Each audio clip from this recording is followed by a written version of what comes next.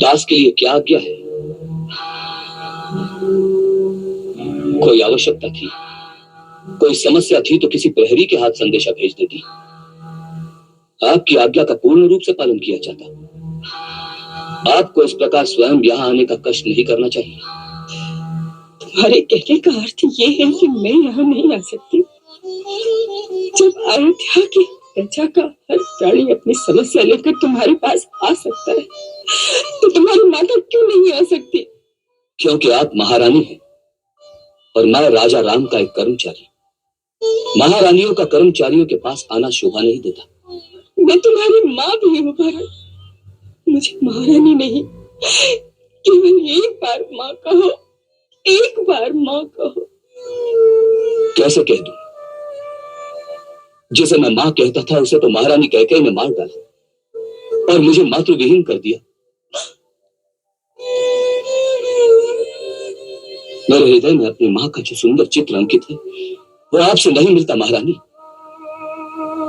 मेरी माँ तो एक स्वच्छ निर्मल नदी की तरह थी, जिसमें सर्वदा स्नेह और ममता की लहरें हिलोरे लेती थी।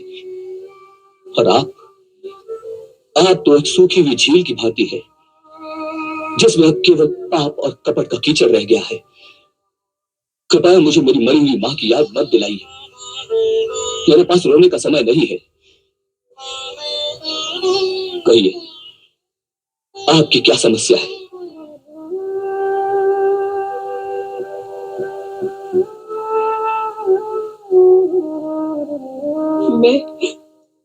मैं भी यही नंदीग्राम में रहना चाहती हूँ।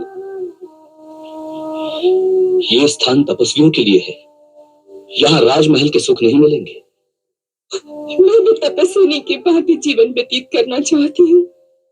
तपस्वी का जीवन बिताने का अधिकार हर किसी को नहीं हो सकता। हर किसी राह चलते कपटी, स्वार्थी और दंभी को तपस्वी की पदवी नहीं प्रदान की जाती महारानी। आप तपस्या के नाम को कलंकित ना करें।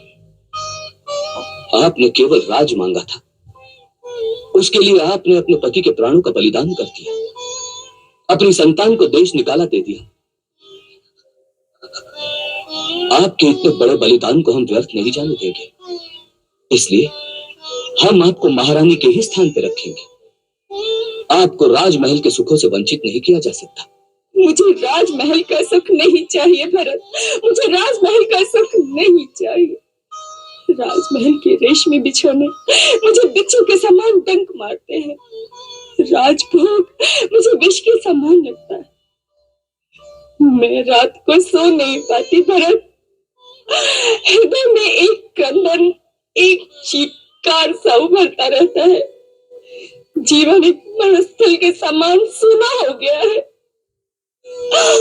भरत, आंसू जब बहते हैं तो ऐसा लगता है जैसे आंखों से अग्नि की ज्वाला निकल रही है। मुझ पे दया कर भरत, मुझ पे दया कर। मुझ पापिनी को इस कुटिया में एक दासी बनकर एक कोने में पड़ी रहने दे भरत।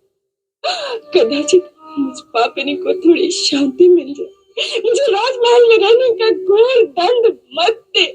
मुझे राजमहल में रहने का घोर दंड मत दे भरत, मत दे। आपकी तपस्या तो इसी में है कि आप पश्चाताप की अग्नि में निरंतर जलती रहे। उसी पीड़ा से आप अपने पापों का मोल चुका सकती है। कदाचित इसी से आप पाप मुक्त हो जाएं।